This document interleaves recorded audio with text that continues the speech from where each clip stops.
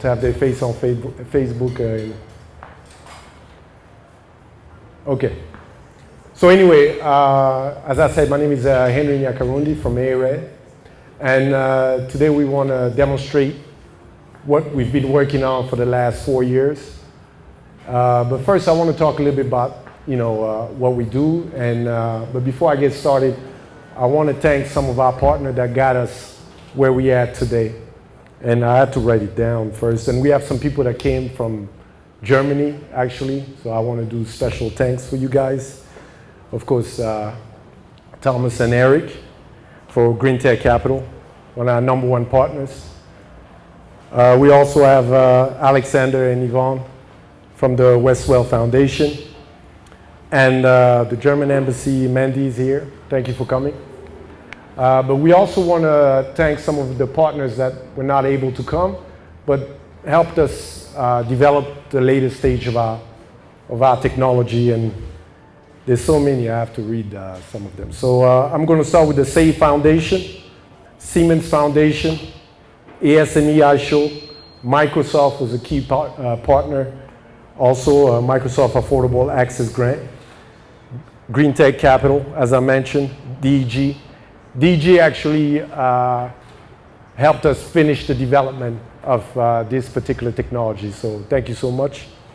Autodesk Foundation. Autodesk helped us do the design of the technology, and we'll talk a little bit about it. Catapult Design, Village Capital, Aptic Digital, and 9-Element. So we'll get started. I want to talk a little bit about, of course, ARED. For those who don't know what we do, we basically are a hardware as a service technology. What it means is we provide service to our hardware system. So we developed a business in a box, solar kiosks, software, and apps to empower mostly women and people with disability using a micro-franchise business model. So what do we do on the kiosk? Pretty much the primary service we provide on the kiosk is charging phone. But we also provide what we call virtual top-ups through our app and software system. Airtime, we're about to do taxes soon. You can pay your electricity and much more. But what we've been working on for the last 2 years has been our Wi-Fi, internet, and intranet network. Now you'll be able to access not only the internet, traditional internet, but you'll also be able to access what we call intranet, which the content will be stored within the kiosk and accessed via any smartphone without you having to have data on your phone.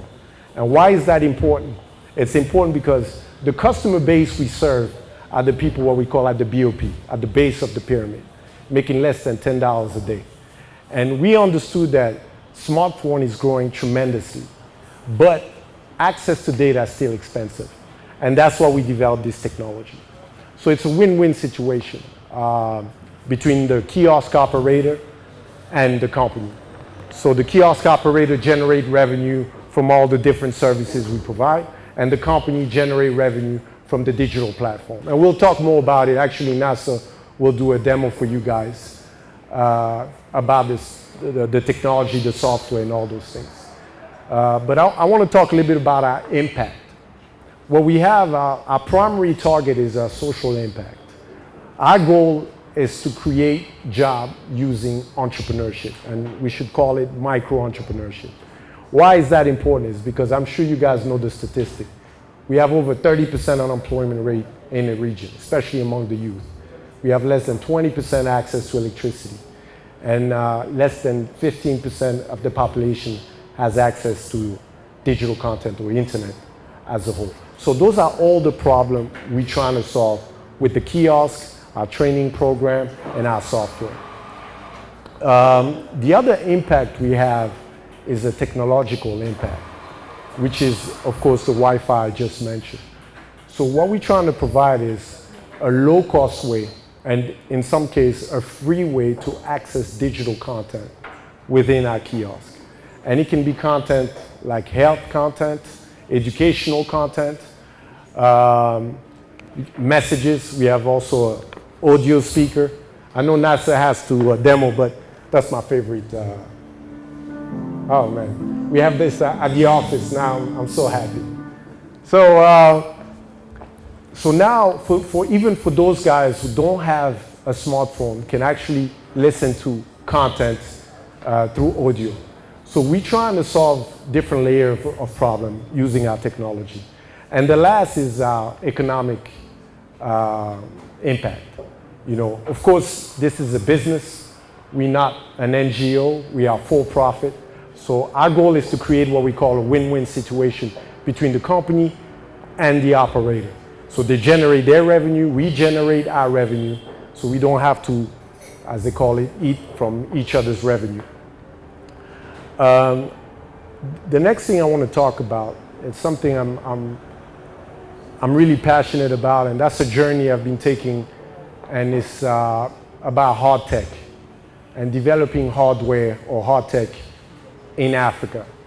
And some of the challenges that I've seen personally, but also why hard tech is so important to have to solve some of the problem we have.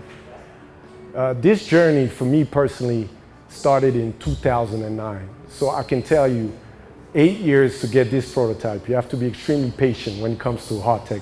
And for those who don't know what hard tech is, it's basically hardware combined with technology. It's smart system, basically. And what I've learned is some of the challenges we face today, whether it's global warming, you know, food scarcity, water issues, deforestation, all those problems cannot just be solved by software or apps. You need some type of smart system like the drones, robotics, and I can go on to solve some of those problems. And those issues are just non-existent. Where does a young African woman or man that has a hard tech idea goes to develop their hard tech problem? And in Africa, it's nowhere. And trust me, I've tried. I've went from South Africa all the way to North Africa. I couldn't find any company to help us develop this idea. So you have to go overseas. You have to go outside Africa. And only you have to go outside Africa to develop your hard tech. You have to go outside Africa to look for funding, you know? And unfortunately, you competing with young men and women from those countries that are also looking for funding to develop their hard tech idea. And we were lucky enough, actually, our best partner, Green Tech Capital, was the instrumental key to make this happen, at least most of it. But a lot of the young men and women in Africa don't have that luxury or those network contacts to make those happen. But I want to share some of the solutions that I believe can be very important and can be useful for some, not just the private sector, but also the government. The first solution I want to share is the partnership between universities and SMEs. I remember when I was coming up with this concept, I went to 2 universities here, and they all rejected the concept to help us build, and that was before this prototype. And I realized it was such a waste of opportunity, because there's so much value for students to learn from SMEs, practical training, experience for engineers. But not only for students, but also for universities. You know, they can know what's going on, what technology is being developed, what problem are we solving.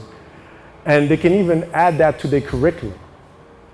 So, but that's something we need to see more in Africa, partnership between universities and SMEs. Another thing I would love to see, and that's something we had an opportunity to have with Microsoft, is partnership between large corporations and SMEs. You know, a lot of time, most corporations, the large one, cannot come up with all the concept. And you don't see those partnerships happening often in Africa. One of the best examples I can say, one of the companies I really look up to is Safaricom from Kenya.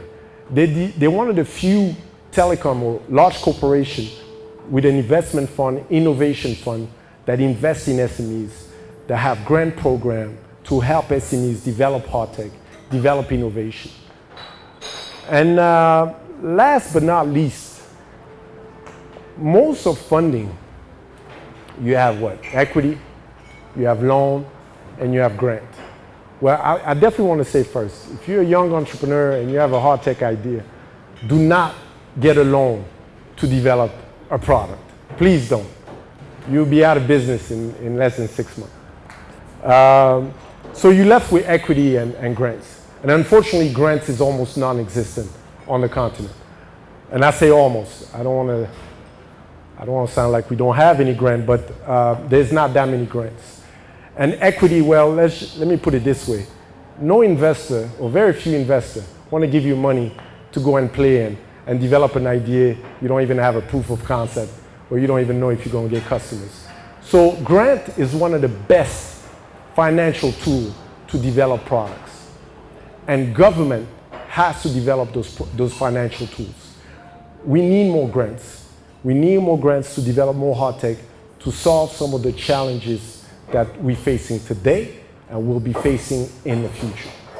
And I want to end with this before NASA take over.